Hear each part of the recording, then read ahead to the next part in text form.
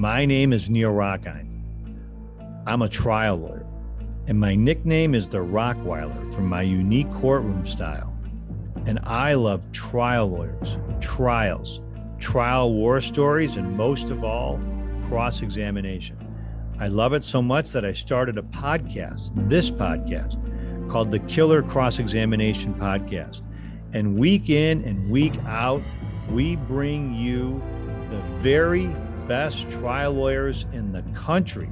We pick their brains, hear their war stories, hear their approaches to court cases and their successes and failures. It's better than any true crime fiction out there because it's real. And these are the men and women who are doing it. And this week's guest is no different. Darryl Goldberg is a Chicago trial lawyer. He's been involved in some of the biggest cases in the country. The Mule, you know, the Mule, the case that was turned into a movie starring Clint Eastwood. He defended that guy. He was involved in the Family Secrets case. The Family Secrets case is one in which the movie Casino and scenes from Casino starring Joe Pesci and Robert DeNiro were loosely based on. And he's represented and been involved in the defense of Drew Peterson. Darryl Goldberg is one of the very best lawyers in the country, and he's here now. Darryl Goldberg does Killer Cross. Darryl, welcome to the Killer Cross-Examination Podcast. So you're currently in Chicago, right? That's right. But you began your I guess your life began, you were born and raised in metropolitan Detroit. Tell me about that and how you ended up kind of working your way through your background here in Michigan and then ended up in the Windy City. So born and raised in West Bloomfield, went to school in Ann Arbor at University of Michigan. I thought I was going to go to law school there. That's a whole nother story, but I ended up following my wife to Chicago and ended up planting down here. All right. So how many of us that ended up going to school or grew up in Michigan or went to school at Michigan thought we'd be going to law school? And what's the size of that group, do you think? Tremendous. Because I'm in that group. Yeah. I'm in that group. What's interesting is that you went to school, you went to law school where? Chicago, Kent. And clearly, you know, and I can't say that had you gone to Michigan versus Chicago, Kent, that your career would be different, but I think it's fair to say that it would be different. Do you think that's fair? I think that's right, but I think I always would have gravitated towards doing defense work. There's no escaping that for me. So in some respects, yes, but for the most part, I think I'd kind of take a turn and end up on the same ultimate path. Tell me about that. So it sounds like you have criminal defense trial litigation in your blood. That's how you feel. It's in your DNA. Yes. I think that tell me why that is and why you believe that. I think the root of it is I like helping people in a general sense, but I also very much root for the underdog. And I think it's really just life experiences that, you know, culminate in this one centralized concept. I want to help the little guy. And that just naturally gravitates towards defense work, helping people who need help the most. Where do you think that came from? Where did it come from that you would align yourself with the little guy? I was born very premature and I wasn't supposed to live. So I had like a 5% chance of living. I was 2 pounds and an ounce when I was born, you know, in the 70s in Detroit, and they just I didn't really have a shot. And so the fact that I'm like functioning and healthy and normal, I kind of defied odds. And so as I grew up, I figured in my mind, what motivated me was I got to find a way to like help people who really need help. And I always thought maybe I was going to be a doctor. And then at some point, I did really well in school, but once I got to like college level chemistry, I'm like, this is boring. It's just not something that I want to deal with for like the foreseeable future. And I always had like, you know, you have a relative and say, oh, you're really good at arguing, you should be a lawyer. Or I just kind of reflected on some life experiences that I had that, you know, they weren't too terrible, but it's examples of just being judged by your appearance that just propelled me to want to just, again, root for the underdog and just go to bat for people who either need help or really can't go to bat for themselves. And so then I just said, it just kind of hit me that really what we're talking about is being a criminal defense lawyer. And I think it solidified for me one night when a friend and I had, I don't really want to call it a bad experience with a police officer, because it was just a different experience. And I realized that if someone's going to treat, an upstanding citizen, this way in a nice neighborhood from a relatively privileged background, I can only imagine what goes on just a few miles, down the street on the other side of the city. And it just, it cemented it at that moment in time. So it's interesting that you mentioned that something about your childhood, whether it was at birth, whether it was the way you were part of your upbringing, whether it was something that was, really when I said it's sort of something in your DNA, there is something, right, that is sort of in your DNA, like a little pod, like a little activation pod that at some point has to get activated before you can. Sure. I think all of a sudden one day, I guess a person could go through life without that ever being activated, but something about injustice and being the little guy. Yeah. Ends up, once you tap into that, it's very difficult to put that back into a bottle, right? I think that's right.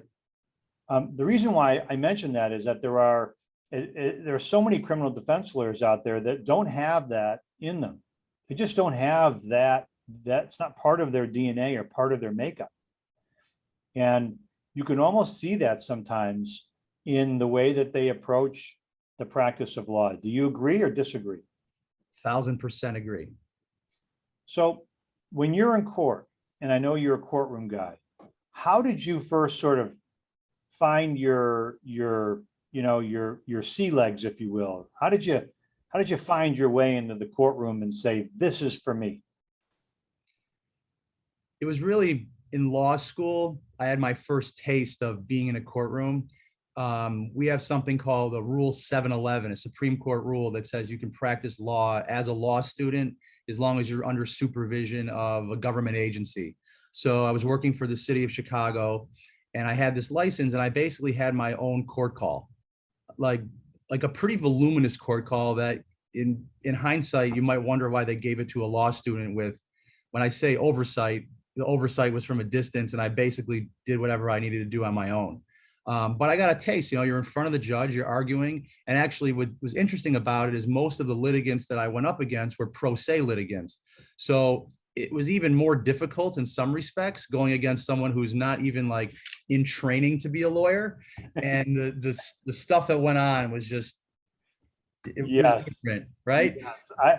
One day we're going to have to do a whole episode about the pro se case and the objection, the jurisdiction and a treaty of whatever it is. And I'm sure I'm going to get one of these soon now that I say this, but I am so thankful that I have not represented a sovereign citizen yet.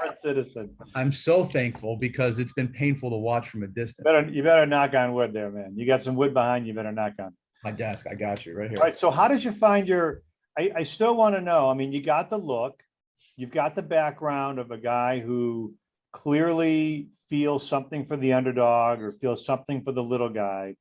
But when you stepped into that program, that 711 program in law school that allowed you to be in court, something about that experience caused you to say to yourself, this is where I belong. So I'm trying to, what was it? I think some people were more comfortable behind a desk. I liked changing it up. I like being in court. I don't know that I needed an audience or anything, but I just thought that whatever skill set I had, I just thought it worked well in a courtroom at the time. I wasn't afraid to speak publicly. I wasn't afraid to kind of, craft my version of events and get it out there, where some people are a little less comfortable publicly speaking. And then you fast forward after I passed the bar, I worked for the city for a year as a municipal prosecutor and kind of cut my teeth prosecuting jailable ordinance violations. And it, I knew I wanted to be in the courtroom, but I also kind of learned relatively quickly that I would much prefer being a defense lawyer. As much as I took it seriously and I, got warrants for people who didn't show up for drinking a beer on the sidewalk, as ridiculous as it sounds, after they blew off court 5-6 times for the same thing, I was just doing my job. But I realized that, the story I alluded to, there was one night I was out with a friend, and I'll paraphrase the whole story, otherwise we'd be here for a while. But a police officer stepped out of the back of a bar, and he was in uniform, which is like a no-no. The rules say you're not supposed to be uniform in a establishment that has liquor or whatever. He had an obvious cocaine ring on his nose. He was partying in the back for sure. And he just looked like a steroid freak. And he was just doing everything that he should not have done. And it kind of hit me. And this is the time when I'm still in law school defending police officers on appeal, these administrative cases. And so when I just had such a bad taste in my mouth, again, nice neighborhood, good people, did absolutely zero wrong to deserve any of this nonsense. And so when I went home, it just hit me then, this is what I want to do. So I suppose if you want to fast forward, probably about 3 years later, it's been a while, so I'm really off with time. But the bottom line is I ended up cross-examining that police officer. And I was on my game. And it was some level of vindication that I think kind of set things off for me. And it wasn't the first case I won, but it was actually a lower level case than I was customarily even doing at the time. It was a DUI for an old client, but it was the line in the sand. And I think I got I don't want to say revenge, it's too strong of a word, but again, it just solidified affirmed what I knew, a few years back. Okay, so I love that story. Darryl, I love that story because life imitates art and art imitates life in a way. There's a scene, as you were telling me that story, that comes to mind from Primal Fear, which is the movie starring Richard Gere, where I think it was the prosecutor who had been called to the stand, someone named O'Shaughnessy, and the belief was that he had somehow played a role in having Richard Gere's old client, who become a dear friend, murdered in order to benefit in some way, shape, or form. And he calls this O'Shaughnessy, this prosecutor, to the stand, and he just grills him. And at the end, he leans in at the end and he goes, that was for, I don't remember the deceased name. He goes, that was for, so-and-so, you motherfucker. You know what I mean? And I totally get it. And when you're telling me that story, of course it wasn't revenge. Yeah. But there's an extra layer of motivation. You thought there was some injustice, something that had occurred years ago. It could be that the officer was discourteous to somebody. It could be that you saw something racist, or that you saw it could be a Frank's violation where they had lied in an affidavit, or you believed it. And then they're on the stand. And now guess what I believe about the witness stand? There's nowhere to go. Right. You can't hide when you're up there. You're right. You can't leave until Darryl Goldberg says it's time for you to go. No further questions. Right. It happens to be one of the great equalizers. Very true. I love that story because in a way, it sort of, it brought me, as you were telling it, full circle to how passionate you were. You must have had, like, you look in your face right now as you're leaning in, as your eyes are almost unblinking. Yeah. I don't know, you wore the same thick glasses when you were. Nah, they're not always so thick. They're just graduating. I'm going back retro.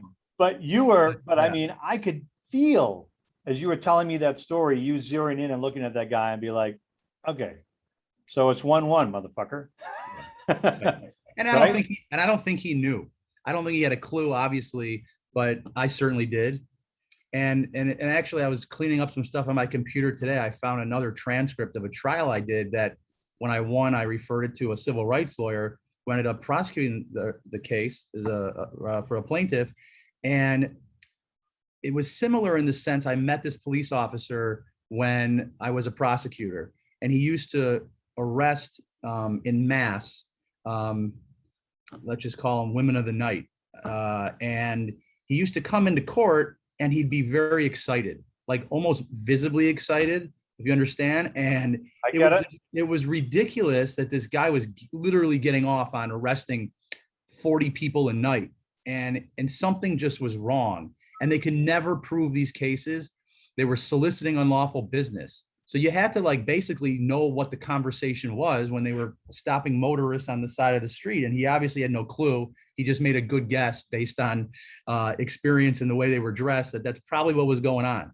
So I pulled this guy aside when I was a prosecutor and I said, look, I'm a young guy. What do I know? But I think you're going to expose the city to a lot of liability here. I'm like, there is a 0% chance you can prove a single one of these cases that you're asking me to prosecute.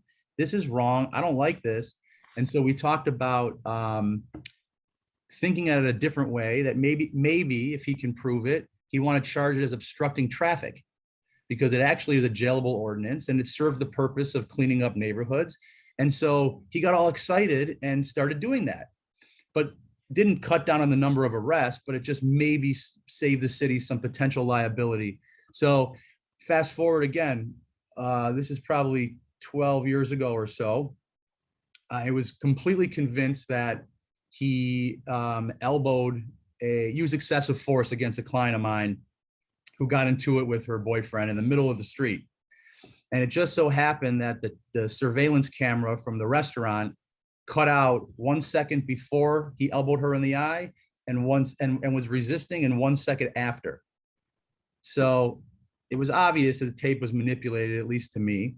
And I pulled him aside when they were making a big deal about this case. And I'm like, this woman just wants to go on her way.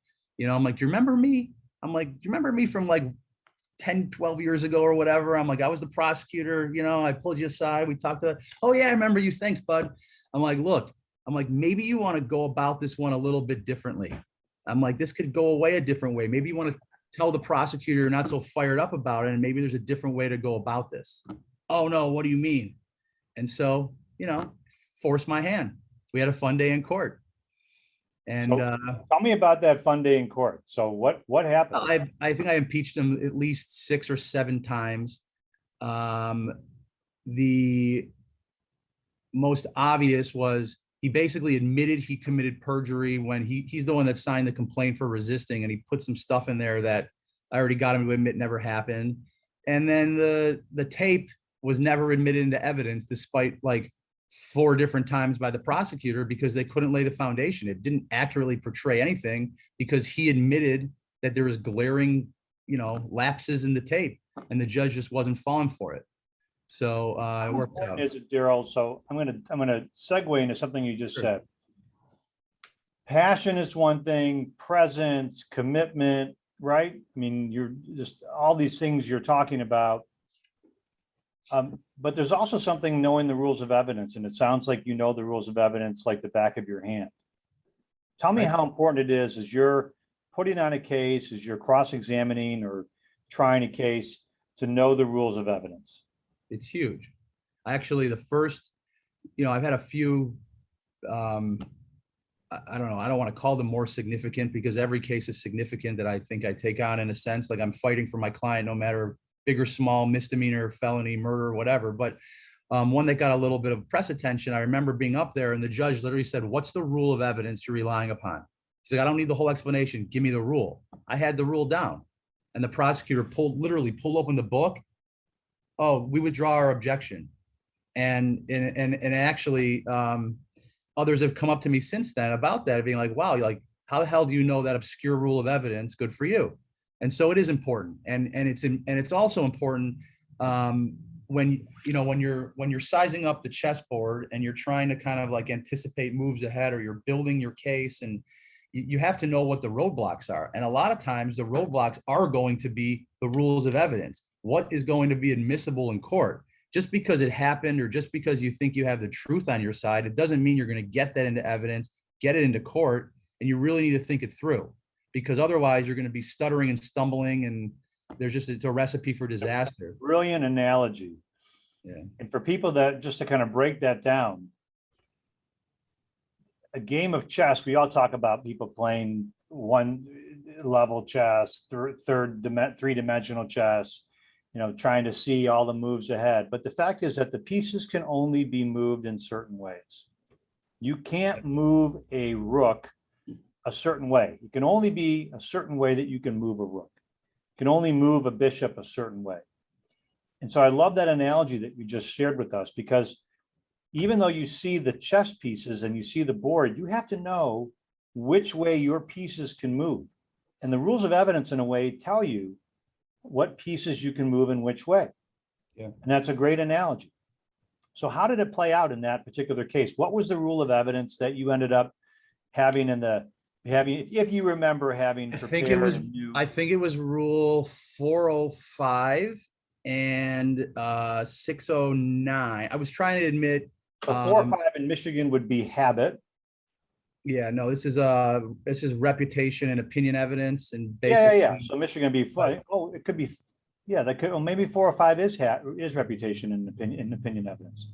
Yeah. 404 would be prior bad acts. 405 would be. Yes. Okay, right.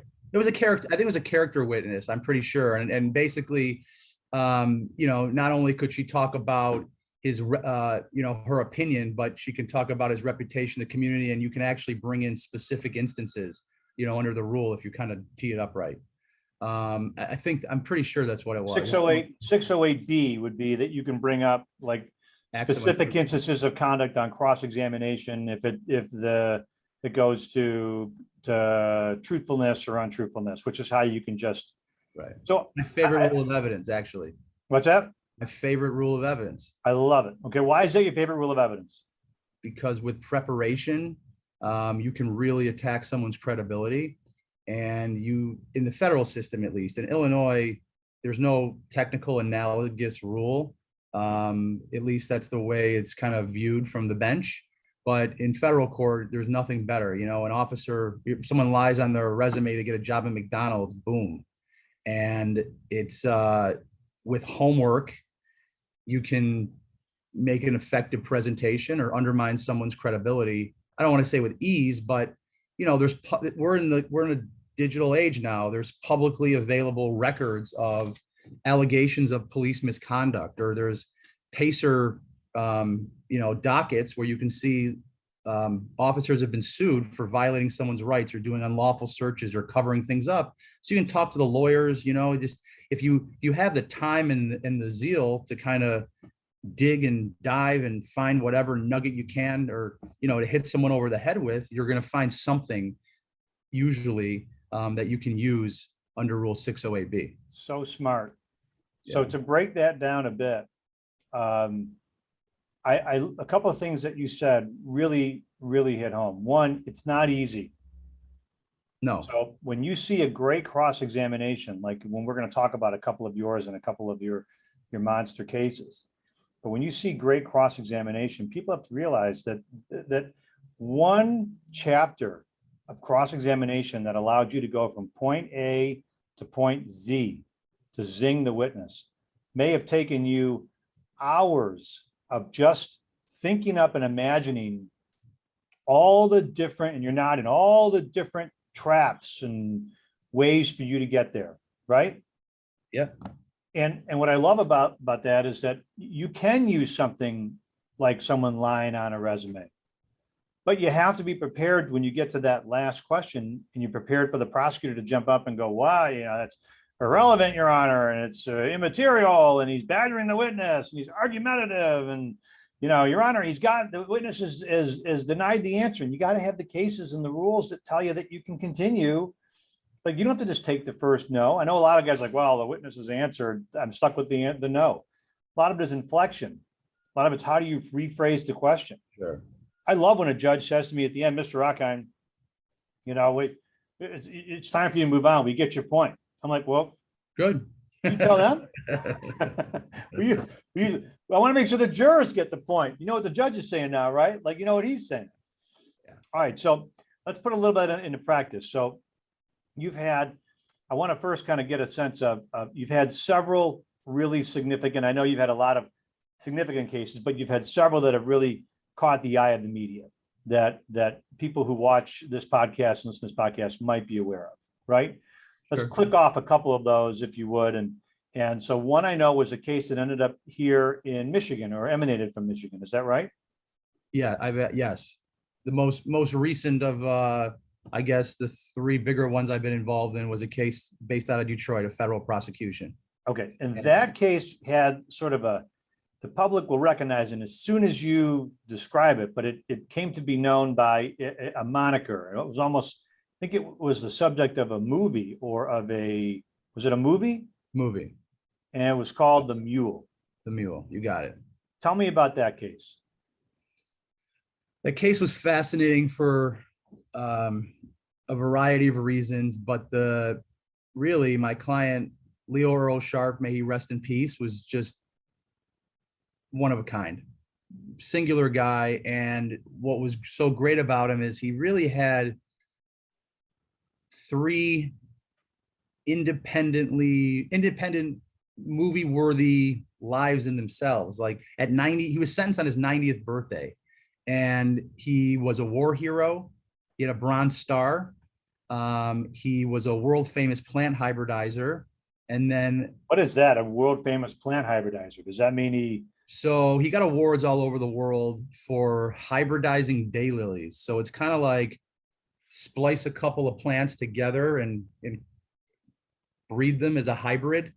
I don't know, like a tangelo or, some fruit, a new fruit you see at the supermarket. It's like two kinds okay? bred together. I mean, now I go to the market and I see some really ugly fruit that I'd never seen before when I was growing up. When we were Like growing what? up, it was like, Yeah. at Dexter Davison or Sam's Fruit Market, it was like, bananas, oranges, apples, tangerines. Yeah. Now they Right. got all kinds of ugly fruit. Exactly. So he's got like the pluot of plants, I guess. I don't know, but he makes different varieties that were never known before or recognized. And so then they get classified. And he had a business for a number of years, doing that through a mail order catalog and also a farm in Michigan City, in between Chicago and Detroit. And then he got involved as a courier for the cartel, and that, at an old age. And so that's certainly You were raring to go in that case. Like you were ready to. I was ready to go. You were ready to go. You believed, as I understand it, that you had some pretty significant legal challenges that you could have raised, and you were ready to go, right? Yeah, so I was ready to go. I had a few in mind, but at the end of the day, to just simplify it, I could talk about Leo in this case forever, but to simplify it, I thought that I would be able, or the government would not be able to prove beyond a reasonable doubt that he actually knew what was in the bags that he was carrying. To the extent that their evidence, they had videotapes of him pulling into a garage outside Detroit and these big duffel bags. And there's some talk about onions and pies or something similar to the scene in the movie. But at the end of the day, he also was a much older man, and he definitely was showing signs of significant dementia at the end. And they were even making fun of him on tape. His co-conspirators were talking about, where's the old man? Oh, he probably got lost, or he doesn't want to do this anymore. Like, does he even know what's going on? Like, there was some kind of telltale signs right there in the tapes. And I thought it would have been a defense that someone could appreciate, particularly if they knew what the minimum penalties were. And I know it's a different thing, but I thought that there was going to be some sort of either formal or informal nullification there, because I don't think anyone's going to want to send an old man to die, particularly a war hero. But I didn't get to think the admissibility of that. And that was a much different case. We just watched the Robert Durst case. I've done a lot of commentary about the Robert Durst case, a lot about it. Durst, of course, was sentenced to life in prison. He was sentenced to, but you're talking about really guys at different ends of the spectrum, right? Yes. I mean, you're talking about a guy like that. You felt that you could put on a defense. It seems like that would, in a way, almost two tracks. The jury would know about the facts of the case and what he'd been accused of, but you would have been trying a totally different case, right? You would have been trying the case of What's that? In a sense, yeah. Yeah, I mean, that's what really a jury nullification case is, right? You're trying, the government's trying its case, and you get up there like, like Paul Harvey used to do and say, yeah, I know. But as you're weaving in so when you pulled over, did you see you saw the war thing and you saw this and you had to take him to the hospital and he was like 92 years old and the guy was right. It wasn't that bad, but yes, you definitely get the idea. By the way, I couldn't even watch Robert Durst's trial on TV. I had a hard time watching him testify. Just, I was in rough shape. The whole trial was, I spent a lot of time analyzing that case and have analyzed cross-examination pieces from that case. We've talked about some of the cross-exam. I've watched that trial. I've talked to John Lewin, who's the prosecutor in that case, repeatedly.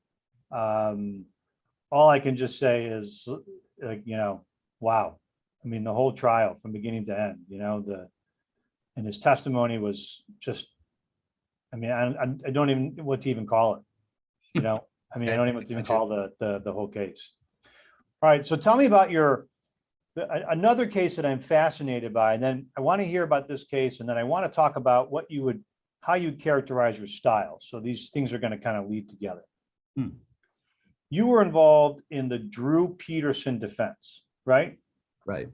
I want to give everybody a little bit of a backdrop, and then I'm going to turn it over to you. And behind you, I think, is a courtroom drawing. Is that from the Mule case, or is that that's from the Mule case, right? That's from the Mule, and that one is actually from Drew Peterson on top. The jury wearing jerseys. Sports. So there was a time when being named Peterson and being a criminal defendant was really bad. Like we had Scott Peterson out west, and then we had Drew Peterson in Illinois. For those who remember, Drew Peterson was married several times, I believe. Yes. There was an issue about his first wife was missing or was buried. And I don't know all the facts you'll tell us, but ultimately Drew Peterson, he was a retired police officer, or he was a police officer, and he was put on trial for, I believe it was the murder of one of his wives. Is that right? The third wife. Yeah. Third wife. Now, at that time, you got involved in the Drew Peterson defense, right? Correct. Okay. Tell me what your role was, because that case was right in that was one of those cases that was in the eye of the media storm, right? Second to none that I've been involved in. Yeah, it was intense. Okay. Tell me what your role was. What were you brought in to do? And then let's talk about how you did it. So there was, I guess the lead lawyer brought in 4 or 5 other lawyers for certain roles, and a lawyer named Ralph Metchick and I were brought in to do the forensic work. Yeah, when you say forensic work, what do you mean? Cross-examining the state's forensic experts. Mr. Metchick put on our witnesses, but I basically challenged the science to the extent I could.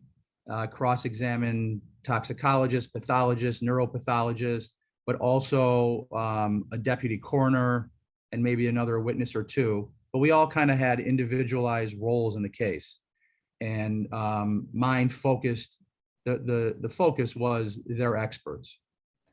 So if I understand correctly, you actually received a lot of accolades in the legal community and in the community, even more broadly than that, with your specific work on the case. Sure. I think. I know you don't want to pat yourself on the back. No, I'm a humble, modest guy. Yeah, but I'm not. But I'm not going to be humble. But no, I think I was prepared, and I think I had a good day or two in court.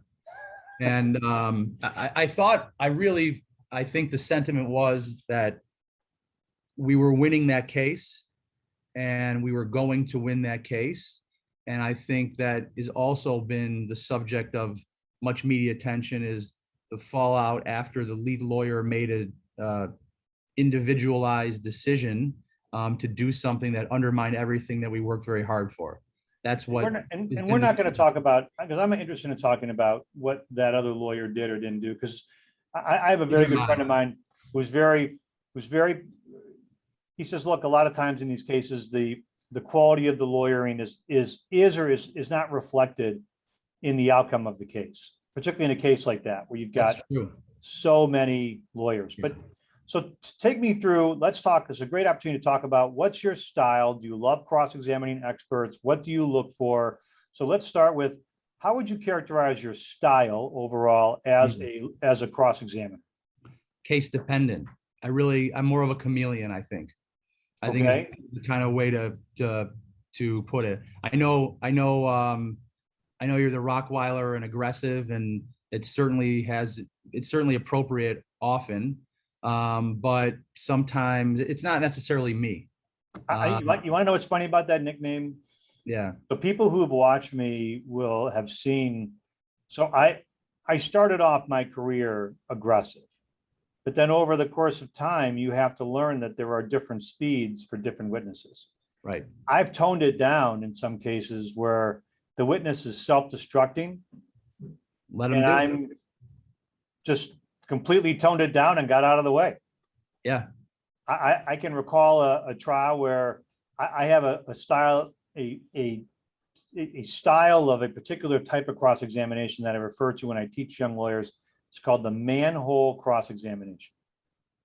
Okay. If your opponent is backing up, and you can get your opponent to back up without ever laying a hand on them, you're just walking forward, and you know that there's a manhole right behind them.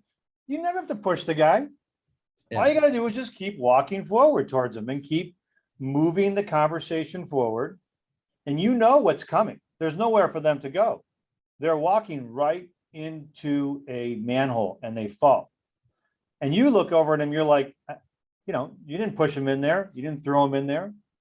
And I like to think of that as a way to encourage people sometimes to think about your ultimate goal. You don't have to bludgeon the witness in every case. Sometimes you just got to get the witness backing up, and then they run. And if they're running backwards, they're going to trip and fall or fall into the manhole, right? Yeah. And sometimes, well, I won't cut you off. Go ahead. No, go ahead. No, sometimes when you're cross-examining someone, like you really need to wait to see what they're actually going to say. I had a case where I was ready to go after this guy. I had to talk about 608B. I had every lie the guy ever told. I knew all about this guy, but he really kind of helped us on cross. He didn't hurt the guy at all. So when I got up there, I took a totally different posture. I was kind of in and out. And I'm like, by the way, I'm like, when you said this, I'm like, oh, they were just like walking around the block, right? Yeah. Like friendly, like old high school friends, right? Not like some evil conspiracy. And you're on your toes, but there's a different approach for every witness in every case. I agree with that. So and I think smart. I think also the manhole too, to take it a little further, you can have a manhole on the right path and the left path. And, whichever way they kind of go, whatever the answer is to the question, you're just going to lead them into a different hole. And sometimes to get the witness backing up. So, and you want to have a way to get them into a corner. And I always have a manhole because I think of all those cartoons where you can visualize it, where no one has pushed anybody. You haven't grabbed the hold of the witness. You're not the bad guy. All you're doing is walking, and the jury can see that you're questioning them, and the witness is backing up, and then they fall. Now, some lawyers make the mistake of trying to rescue the witness so they can keep bludgeoning them, but why? You've made your point. Now, if they get out of the manhole and they dust themselves off and try to come back, you go, okay, you want some more? We can keep going. Let's go. Okay, this is an interesting topic. So, one of the things that you talked about, different speeds with different witnesses. So where do you think tell me, give me an example of you cross-examining a witness in the Peterson case where you were using sort of a slow kind of methodical pace where you were letting the witness kind of kill themselves versus one where you were just, in their face. And I don't know if it was kill themselves so much, but the deceased, Mr. Peterson's third wife, the reason why we were in court, her primary care physician or internist testified, and there was some material buried in her medical notes that I thought were going to be really helpful for us or for a jury. They might pick up on it. For example, the whole case boiled down to whether the jury really believed that he had something to do with her falling in a bath, or if she fell in the bathtub, hit her head and drowned, or he had something to do with it. And so one of the things I kind of inserted in there when he was just answering the questions, giving me everything I needed, was the fact that she came to him once after she fell down the stairs, or when she bit her tongue, there was some unexplained biting of the tongue. And I go, well, doctor, that's consistent with having a seizure, right? Yeah, it is.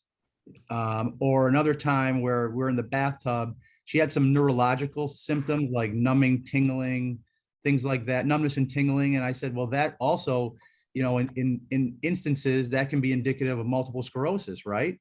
Right. And when you were trained in medical school, you know that you take a hot bath, if you have MS, you can go right out. Yeah, that used to be the test. And so he gave me a whole bunch of things and I just didn't have to attack him at all. It was So you, straightforward. now did you get to that point when you were cross-examining him? Was there a sizing up period where you were cross-examining that witness and sort of which way are we going? I wish I could say there was, but right before he testified, there was some objection by the prosecution. There was some evidentiary issue that we had to kind of hash out. And so for whatever reason, I just remember sitting in another jury room across the hall with the prosecutors and him, and I got to ask him some questions, kind of like a voir dire of the witness and just make sure what he can opine on. And I kind of subtly took him through some of those progress notes and just kind of got a sense of what he was going to say live in the courtroom without tipping my hand. And so I didn't really have to in that sense. I love it. You know, it's a great tip, by the way, for young lawyers out there. If you have an opportunity, not in the middle of the trial, to do some voir dire, or as they call it in the South or the West, voir dire, when you get an opportunity, the prosecutor gives you an opportunity to question one of their witnesses, right? Where there's an issue, take the opportunity to get a feel for how the guy's coming. Sometimes if you punch, what's the old Mike Tyson saying, right? Everybody's got a plan until they get punched in the mouth, Yeah. or punched in the face. So if you get a chance during voir dire of a witness and you can show the witness, just by the way, buddy, I know what I'm talking about here. We can do this the easy way or the hard way. Now, you can't say that. But you can certainly imply it just with your mannerisms alone. I love it. Exactly. And by the time they get to the witness stand, they may realize this guy, Darryl Goldberg, actually knows what he's talking about. I agree with you, actually 99% of the time, but I'm doing something different on a case I have now that I think might end up in trial. All right, let me hear that. Let me hear about it. And it's a very old outcry, delayed criminal sexual assault. And she's not so young anymore. She's in her mid-20s, accusing her former stepfather of some inappropriate contact. And I thought about bringing a certain pretrial motion or even participating in a custody-related issue for her sibling in the custody case, filing an appearance and working with the civil lawyers. But I don't want her to get a feel for me. And I want to really surprise her game time so I can get an honest reaction from her in front of the jury for the first time. I don't want her to study me or have a clue who I am or how I work. And then I think it's going to be more effective if I have to, because she's going to be a very difficult witness to kind of, I don't want to say crack, but I do genuinely believe that she's lying. She just comes off really well. She's convinced a lot of people that something probably happened, including like a guardian ad litem. And it's a tough case, but I strategically don't want to have contact with her. And I hope it's the right call. I don't know that it is, but. Well, so that just goes to show you, so I've done that as well in some cases, but you have to really think that through, right? You're thinking through. Sure. You don't want the witness to get because if you beat them up at an early hearing and they get a sense of your style, they can take a totally different tack. I know guys, and we've had cases where we've been cross-examining in a preliminary examination or a preliminary hearing, and we don't pull the string on the impeachment. We never flip, we never flip it over. So the whole time we're just, and if you watch the hearing, it would look like we're just getting our ass kicked. Well, isn't it true, Mr. Goldberg, that that you told another officer this? No. Well, have you ever told anybody that? No. Of course, there'd be no reason for you to ever say that to anybody because, according to you, it's just simply not true, right? Yeah. So what else have you said about this? Have you ever, and in the meantime, you're never cracking any of those. We're not pulling the string on those and saying, right? Yeah. We're just sitting there and saying to ourselves, okay, later we can pull the string. But that's your chessboard, right? Your goal is to kill the king and not kill a pawn, right? So you're thinking down the road, knowing that you're not going to win the preliminary hearing and you're going to end up at trial and save it for when it counts. And that's the mark of, in my opinion, a good lawyer and someone who's going to be effective because you just need to be, 12 moves ahead. There's no other way about it. All right. So something else you said was that I don't know if you know this or not, but when you talked about in the Peterson case that there was a witness who you had material that you were going to really go after the witness with, but then you saw he was going to be relatively favorable. Yeah. I don't know if you know, but actually, it wasn't Peterson, a different one, but yeah. A different one. That story is very similar to a story that Tom Mesereau, who appeared on this show, did in the Michael Jackson case. I don't know if you're aware of that or not. No, I'm not. So I'm a fan of his, and to be compared to him seems unfair because he's a fantastic lawyer. Well, and this comparison is justified, and I'll tell you how it is, and you're gonna smile when you hear the end of it. You may even smile now because the comparison is so the strategy. He was preparing to cross-examine Debbie Rowe, who was Michael Jackson's ex-wife and the mother of his children. And he says he had like 20 binders of material ready to cross-examine her because he anticipated that she was just going to destroy Michael Jackson. So they started her direct, and her direct was all favorable about what a sweet guy he was. He would never harm a fly. He loved children. He was a great dad. He was actually a pretty good husband. He was kind, considerate. I mean, it went on and on and on and on. And I said to him, so what did you do? And he goes, I scrapped it all. I scrapped everything in the binders. I took the binders and I put them on the side and I just went with what she said because she was so helpful. And it goes to show you how you have to be able to think on your feet. Absolutely. Haven't you seen lawyers not do that, Darryl? Haven't you seen lawyers that can't help it but get up there and just bludgeon a witness, even one who's favorable?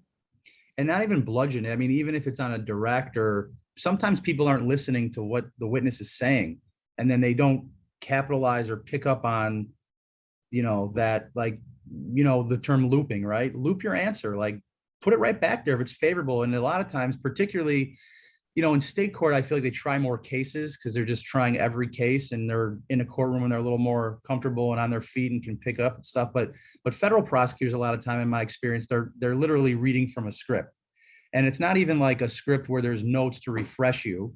I like having notes. I sometimes write questions out, but at least it's not because I'm going to read them. I'm just going to have something if I need to refocus and whatever. But they're literally reading off a page and they're taking a pen. I've seen someone take a pen and just go check, and they're just not even listening. It's like an automaton. It just doesn't make any sense to me. And I think that's very ineffective. I took over an arson case years ago from a guy who was reputed to be the great arson defense lawyer. I'm not sure I think he got that based upon a relationship he had and not based upon the quality of his work or his actual knowledge of arson defense. The local case in Michigan or somewhere else? Yeah, local case here. And I read through his transcript. And along the way, as I'm reading the questions, there's no connection between the answers that he's receiving and the question that he asked and the subsequent question that he asked. And then I began to think, I wonder if there's no follow-up. Like, what do you mean? And I wouldn't ask it that way, but there wasn't You know what I mean? How can you say that? Or you're saying that it was, I mean, there was no follow-up. It was like, if you watch one of those divorce court cases, you know, isn't it true, Mr. Goldberg, that you're an awful person? No, I've actually won like multiple humanitarian awards, and I'm a fine individual, and got the Pope and a rabbi and the imam here all saying what a wonderful guy I am. And actually Gandhi is coming back from the dead to tell me that I should, you know, and on top of that, you know, I mean, it's just no connection at all. Yeah. So I thought to myself, I wonder where this guy's questions came from. And I found out. There was circulating out there a standard defense lawyer, you know where I'm going with this, right? I'm sure. Outline. An outline across a list, or Yes. from a book or And a every question was out of that. There was no follow-up at all. Okay. So Effley Bailey likes to say that you get up there and you're supposed to watch the witness before you start any kind of, you know, he likes to watch them and look to see if he can see anything in their eyes, any sense of weakness. Do they give in? Do they look down? They look away. What do you do while the witness is testifying? Are you a scrivener, or are you keenly watching them? Are you watching the jury? What are you doing when the witness is testifying? little of both. But I'm really not a scrivener. Like, I'll just, you know, I'll have a pen or a red pen or something that I can just jot a quick thing and circle it and make a mark, knowing I have to hit it, but I'm listening to what they're saying and I'm watching them say it. And sometimes I think after like at least the first crack at impeachment, or even if it's not something that's like hitting them over the head, but they kind of understand that you think they're full of it, you can use some body language on round two. Like, do you really want to do that exercise again? Because I'm just going to come at you and do the same thing. And then you're going to be like, oh, okay. And so I don't know. I'd have to ponder that a little bit more to give you. But part of it is that you just said it. Part of it is you, right? I mean, we all know you've got the transcript, or you've just cross-examined the guy. You've got his report. I would never, ever not give somebody Miranda who was in custody. And you got a report right here from like a year ago. I had that happen actually about right before the pandemic, like December of 19, I think it was. I had a motion to suppress in Indiana in federal court. And what was great there, by the way, they had microphones, like literally handheld mics. It was the weirdest thing because you're walking around and you're like talking on a mic, and it was a whole different experience. But it was kind of cool though, because you can really command the courtroom, and it was different. But I think at one point I stopped after he said something just ridiculous. I picked up the piece of paper. I go, really? I said, really? And he's like, well, no, what I meant to say was this. I'm like, oh, okay, thank you. And I didn't really even have it in me anymore. I mean, I did, but like, I really didn't want to go down that road and just start, you know, going pit bull on him. It was enough. But okay, so that's like a scene to visualize for people. If anybody who's ever seen one of Muhammad Ali's last fights, great fighter, I mean, greatest fighter of all time, the greatest, you know, Muhammad Ali. But you know, he reached a point where he was past his prime, and he was fighting too often, fighting too much. His skill level had been depreciated, and Larry Holmes, who loved who loved Muhammad Ali, Larry Holmes loved him, was one of his sparring partners forever. He's hitting him. And he turns to the referee. He's just like, you know, I mean, you know what? Come on, man. Like, call this thing. And I love the way you described that, because you must have done something to the witness enough that when you said really, with your body language and your intonation, you said way more than really to him, didn't you? I think so. I mean, I don't mean the words, but you had words, body language, mannerisms, the whole package. It was the totality. But it came off to him as, dude, do I have to do this to you again? Exactly. Like, really? Exactly. He knew. He knew. And well, okay, Mr. Goldberg, you know what, now that I'm thinking about it, you're right. I love that. Okay. So let me ask you a couple of questions about like your view. Where do you think the biggest weakness in the way you see lawyers cross-examine today? What's the biggest shortcoming, and how can we improve that if we had a goal to improve cross-examination across the board? I think sometimes people try to emulate others, and it's not their personality. It's a mistake. There's not a one-size-fits-all approach like we already talked about. It's not always Pitbull. There are times, if you're comfortable enough with your ability to break the 10 commandments, if you will, ask an open-ended question, because it doesn't matter what the answer is. You're just going to take them down a different path to get to the manhole. Or a lot of young lawyers just don't have the right mentor. So they've developed very bad habits, and they've just ingrained those bad habits. And that's unfortunate. Do you think this is science or art, Darryl, or both? Both. I think that people are either effective communicators or not, but you can also learn to be a little bit more effective in your approach. But it's also like the preparation is everything. To me, think outside the box, know where you're going to go before you kind of go there. There's some other methods that at least I think work, like have a chapter method. Know what you want to cover. You don't have to go chronological. You don't have to follow the script out of the book yourself. In fact, doing a chronological cross-examination, in my experience, gives the witness, I mean, not every case, but gives the witness an opportunity to think through right where they started and where they want to end up. And I think it depends also on how much discovery you have available. So if the case is heavily papered for whatever reason, it's okay because you have the universe of material there. But if you're really going to catch someone off guard, maybe you don't want to go in order. I think it's case specific, witness specific, issue specific. But what's your favorite cross-examination that you've ever done?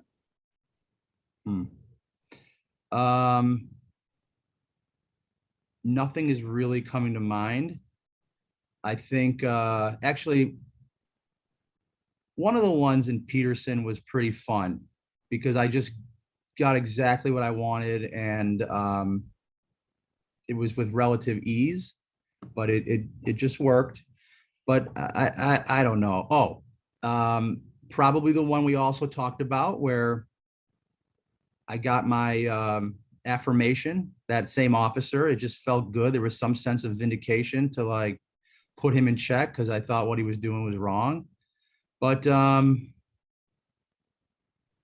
one I had where an officer was, I think I caught him in a lie. I ended up winning the case, but he was visibly shaking. He had the paper in his hand. He was like this, and Okay, let me ask you this. So and I love war stories. Have you ever had you ever watched any great cross-examiners, whether they were on TV or television, other than you? Who's the best cross-examiner you've ever seen? Ralph Mechik, who I used to work with for many years. He's retired, but his office is on the other side of the wall here. When he's on his A game, I think he is as effective as anyone. That's for sure. Tell me why. So most people go to they go to Anthony Bailey, Johnny Cochran, Roy Black. Listen, those are all people that I think are among the most fantastic lawyers in American history, and for a reason. But me witnessing firsthand and watching his craft, I just think he's fantastic. I love it. So tell me why. Tell me what makes him, what separates him in your mind when he's on his game from the others. So he's more of a relentless style of cross-examiner. So once they're in the manhole and he pulls them out and runs them over a couple more times, and I find it to be dumps them back in, and Yeah, he just makes sure they're dead with a steamroller. But he can be theatrical, and he can modulate his voice. He has a nice courtroom presence, I think better than I have. But it's just I find it to be very effective in the right case.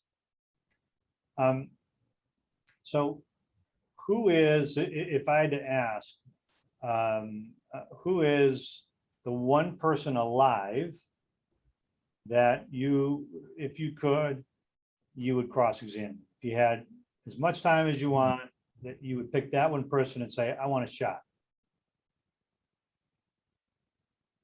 I'll probably get back to you on that one, but I think that the easy answer is former President Trump. I think that I'm not alone in saying that. I think many lawyers would like to take a crack at him, so to speak. But Many of my guests have mentioned the former president. One of my guests mentioned O.J. Simpson. Yeah, I thought that was an interesting answer. When I said why, she said, because I would get him to confess. I actually would like to, I don't know if cross-examines the word. I'd like to learn more about Jeffrey Epstein. I think that whole case is fascinating in so many respects, not just for the horrific allegations that were hurled against him, but his demise, what happened at the MCC, like videotapes missing when they were ordered preserved, and the whole conspiracy theories behind all of that. I don't know that it's a cross-examination, but I think it would be an interesting topic of exploration that might lend itself well to an examination. But okay, so, and if there was I guess I was gonna, if you could go back in time and all of the major trials, and you've been involved in some of the, I mean, I know 2 huge cases we talked about. There was a third case that we haven't really talked about. That was, I think it was called, was it the Friends case? Is it what it's called? The Close Friends case? What was that, the nickname of that case? the family secrets case. Family Secrets case. And So tell me a little bit about that, because that case is based on, or there's some movies that were actually based on, Yeah. maybe loosely based on parts of that movie. Tell me about that case. So it was a racketeering prosecution, a RICO case that involved 18 dead bodies, allegedly. Something, I think 18. I was on a team of lawyers, 3 of us, that represented a police officer who was accused of giving inside information to one of the hitmen. He was accused of killing most of the 18 bodies.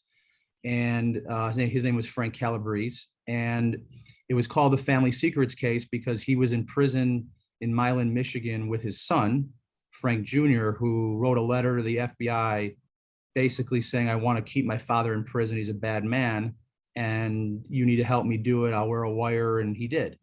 And so then, with the information that they had, and it got leaked out apparently, and my client was accused of tipping them off about a glove that was missing from the evidence room that the federal government, the FBI, checked out of the Chicago inventory system to test it for DNA. And so then there was talk or concern that Frank's brother Nick was going to fold because he was involved, and he was going to cooperate against everybody. And that's exactly what he did. He was a government witness. He admitted to killing 12 people himself. And the characters, the Spilotro brothers, were 2 of the bodies that were charged in the case. And they were Joe Pesci's character in Goodfellas was based off of Mr. Spilotro, and the characters, the scene in Casino with the being buried in the cornfields, that purportedly took place here in Indiana at a made member of the outfit's farm. And so there was some loosely based on Just amazing lore, just some of the. Yeah. Well, one of the cooperating witnesses actually consulted. He was in the scene at the end of Casino the gray-haired gentleman who comes in, I think, when I actually can't believe I can't recall off the top of my head how the movie ended, but I know he's there, and something happens to Rothstein, but he's right there in the scene at the pool, and he's the one who wrote a book. He was going to be a government witness, and Interesting. it was a while So- ago, but it was So fascinating. if you could be involved, because I think you have all the right stuff. I mean, I hear it in your voice and your passion and your focus and your changing strategy, and you don't, I mean, I really, everything you said about how to improve cross-examination, take chances, break some of the 10 commandments. Yeah. Somebody once told me that they had I forget who it was, had a conversation with Irving Younger and said, there aren't 10, there are only like 8. 2 of them are the same. And he said, well, 10 sounds better. So, and you got to be prepared, and you got to think on your feet, and you got to know when